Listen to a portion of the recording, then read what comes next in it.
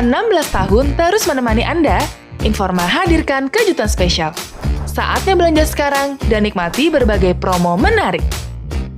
Halo Sobat Informa, semangat pagi! Informa selalu bertumbuh. Assalamualaikum warahmatullahi wabarakatuh. Perkenalkan, saya Abi dari Store Living World Alam Sutra, salah satu peserta dari program LDP Batch pertama yang dimentori langsung oleh Ibu Miming dan Pak Mahendra. Kali ini saya akan berkesempatan untuk menjelaskan apa itu kompetensi. Sebelum lanjut video ini, jangan lupa untuk subscribe, lalu tekan lonceng notifikasi, like, dan share ke teman-teman kalian. Kompetensi pastinya sudah tidak asing lagi terdengar dalam dunia pekerjaan. Dan kompetensilah yang membantu kita dalam melakukan segala aktivitas kita di kerjaan. Kompetensi adalah sebuah perpaduan dari 3 bagian, yaitu pengetahuan, keterampilan, dan atribut perilaku dari seseorang untuk bisa menghasilkan perilaku yang tentu dapat menunjang pekerjaannya. Setiap perusahaan pastinya memiliki standar kompetensi yang berbeda-beda. Dan jumlah standar atau kompetensi yang dimiliki oleh perusahaan kita, yaitu Kawan Lama Group, adalah sebagai berikut. Secara teori, kompetensi di Kawan Lama Group yaitu ada 3 bagian. Yang pertama, kita bicara yang terkait dengan core kompetensi. Yang kedua, lalu ada managerial kompetensi. Dan yang terakhir adalah functional kompetensi. Rumpunnya ada 2 hal yang besar, yaitu adalah hard kompetensi dan soft kompetensi. Soft kompetensi di Kawan Lama Group ini diambil dari budaya perusahaan kita, yaitu I am Elite. Dan I am Elite ini memiliki 7 kompetensi dasar atau core kompetensi. Sedangkan managerial kompetensi yang ada di Kawan Lama kita sendiri, kita memiliki 8 kompetensi. Nah, untuk memperdalam itu semua, mari kita bahas satu persatu. Sebelum kita bahas lebih detail, perlu kita ketahui terlebih dahulu secara definisi kompetensi yang mungkin akan berbeda dengan perusahaan-perusahaan lain. Jadi, harus terlebih dahulu dipahami. Kemudian, kita juga ada proficiency level yang bersifat hierarki. Terbagi menjadi 6 level, yaitu dari 0 sampai dengan 5. Semakin tinggi level, maka tingkat kedalamannya, tingkat kompleksitasnya pun akan berbeda. Level 0 adalah perilaku yang negatif, perilaku yang ditampilkan negatif atau menyimpang dari kompetensi itu sendiri. Dan level pertama adalah orang itu paham secara knowledge-nya saja, tapi belum tentu dia mengerjakannya. Lalu level kedua, dia tahu, dia paham, tapi dia bisa mengerjakan tanpa perintah. Dan level 2 ini berhenti hanya di taraf diri sendiri. Level ketiga, berkata, saya tahu, saya paham, saya bisa mengerjakannya, bahkan saya bisa memperhatikan di setiap kualitasnya, sehingga saya bisa terus berkembang. Dan di taraf ini adalah sudah masuk di taraf unit kerjanya. Level keempat, di level ini, yang berbeda adalah tingkat keluasannya. Kalau di level 2, di taraf diri sendiri, dan di level 3, di taraf unit kerjanya, kemudian di level 4 berkata lintas unit kerja. Jadi, bagaimana tingkat kompetensi kita itu bisa menunjang unit kerja lain, atau bagaimana kita bisa memberikan impact terhadap bisnis unit kerja lain. Level kelima, tingkatannya lebih luas lagi, yaitu di taraf korporasi, di mana kita berbicara dengan strategi, inovasi baru yang belum pernah ada sebelumnya, dan bagaimana kita bisa menjadi role model untuk yang lain. Oke, sekarang kita masuk di kompetensinya. Yang pertama, yaitu adalah inisiatif. Artinya, kemampuan untuk mengidentifikasi dan melakukan tindakan untuk peningkatan hasil kerja tanpa menunggu perintah atasan. Untuk di tingkatan SPV, DSM, SM, minimal di level 3 atau proficient. Di mana kompetensi inisiatif ini adalah ketika Anda sudah bisa menyelesaikan tugas tanpa menunggu perintah. Anda juga harus tahu jika bertemu dengan masalah baru, Anda harus bisa menemukan solusinya. Dan Anda terus berjuang untuk memberikan hasil yang lebih dari standar. Lalu, di kompetensi kedua adalah assertiveness, yaitu diharapkan dapat mengekspresikan pendapat dengan tepat. Nah, untuk tingkatan SPV, minimal levelnya ada di level 2 atau basic. Yang diharapkan adalah setiap karyawan bisa mengekspresikan pendapatnya dengan jelas tanpa diminta. Sedangkan untuk di level DSM atau SM, yang dituntut adalah di level ketiga atau proficient. Artinya, selain bisa menyampaikan pendapat, tapi juga bisa menyampaikannya dengan cara yang sesuai. Maksudnya adalah di mana jika di tingkat SPV sudah bisa mengekspresikan pendapat dengan jelas tanpa diminta, di tingkat DSM atau SM Anda juga bisa menyampaikannya dengan cara yang tepat dan sistematis.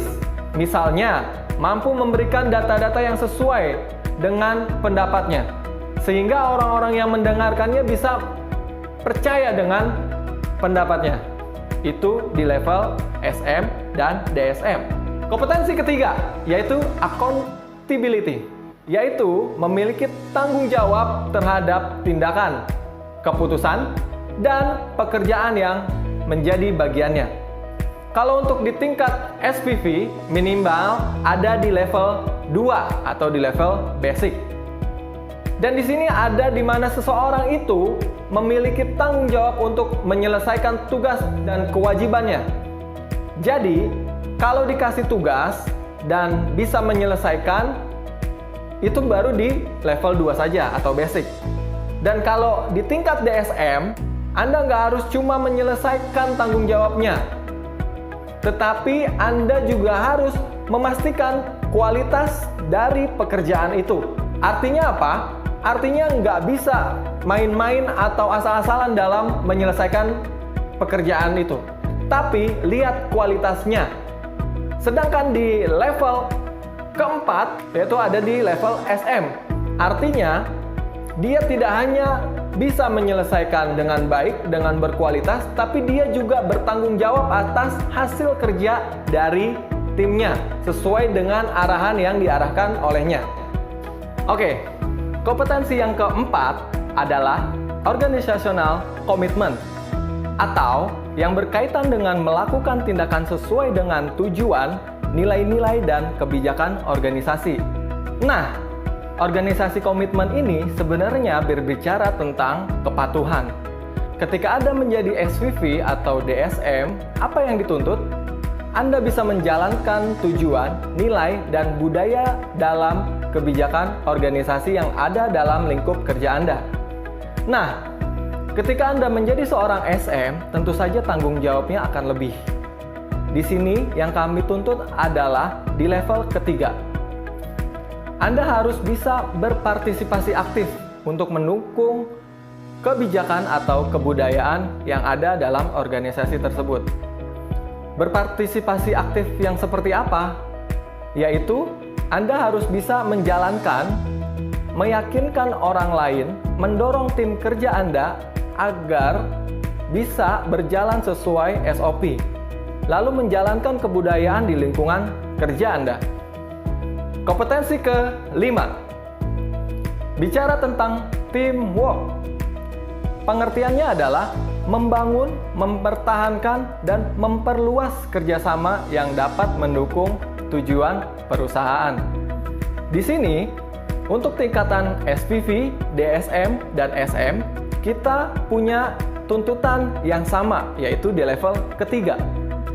Seperti apa sih di level ketiga ini? Yaitu Anda bisa bekerja sama dengan unit kerja yang lain dalam fungsi yang sama.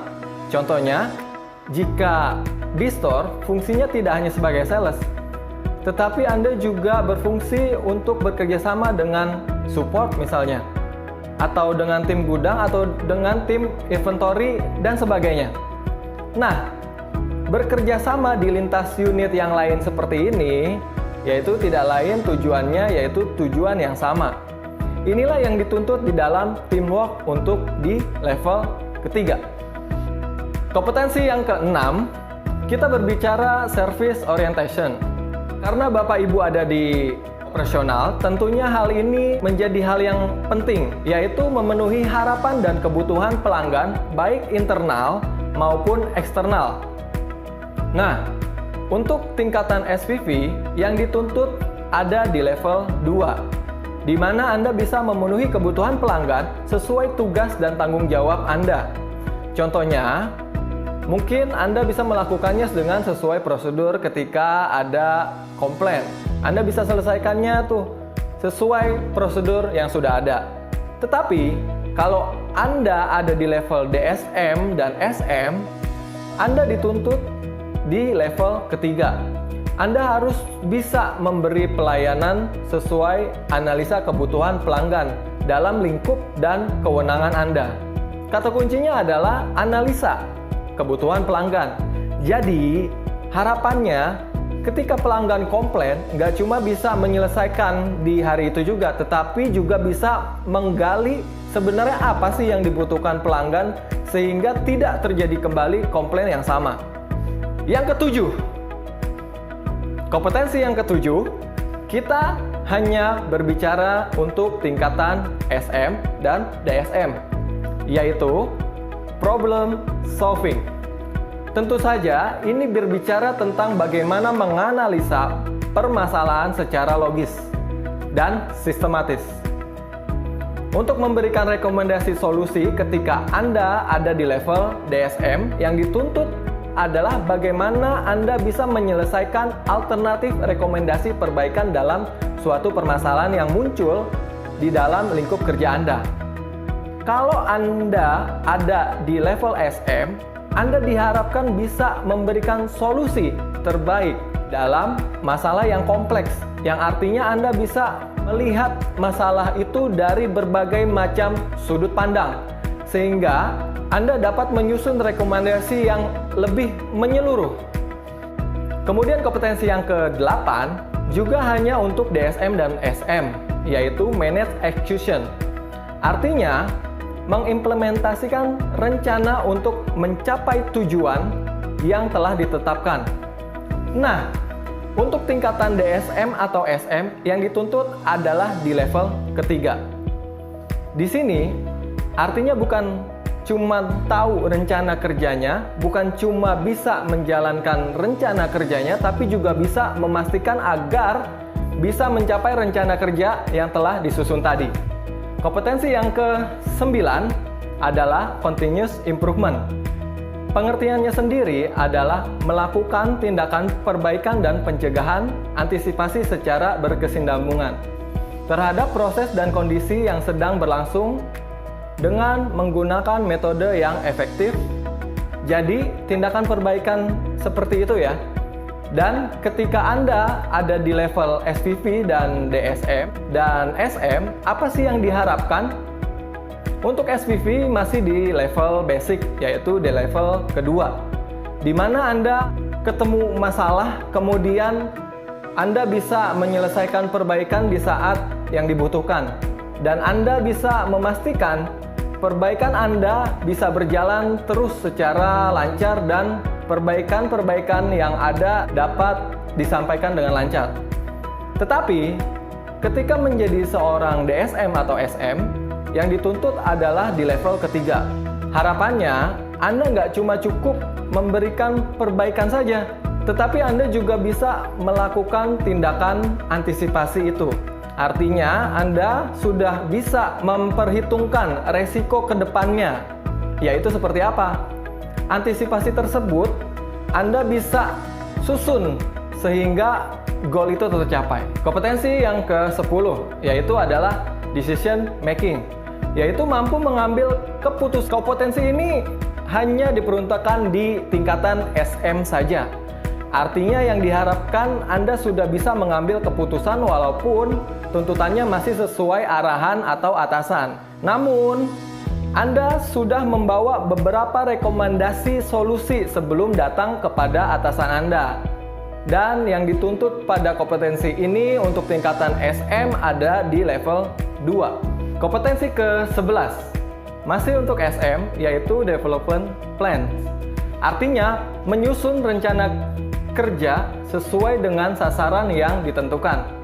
Nah, sebagai seorang SM, Anda harus bisa menyusun rencana kerja Anda berdasarkan prioritas. Jadi nggak cuma melaksanakan berdasarkan kebiasaan, tapi pastikan Anda sudah mampu mengenali prioritas kerja sehingga rencana kerja Anda bisa tersusun dengan rapih. Untuk kompetensi ini yang dituntut ada di level 2. Kompetensi yang ke-12, bisnis yaitu mampu mengidentifikasi dan memanfaatkan peluang untuk meningkatkan pengembangan bisnis serta probabilitas perusahaan.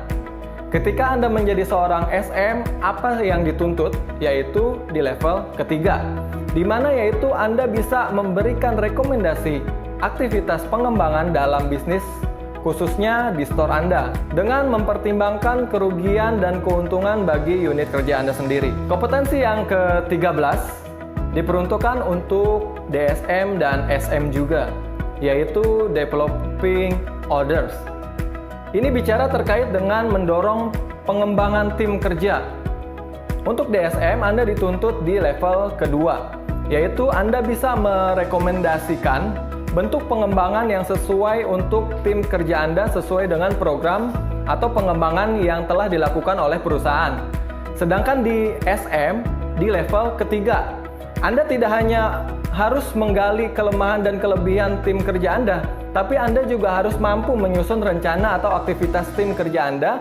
Jadi Anda tidak tergantung dengan program atau pengembangan yang sudah ada di perusahaan, tapi Anda bisa juga menciptakan program itu sendiri. Kompetensi selanjutnya yaitu yang ke-14. Yang ke-14 adalah Facilitating Change, yaitu mampu mendorong orang lain untuk menerima perubahan.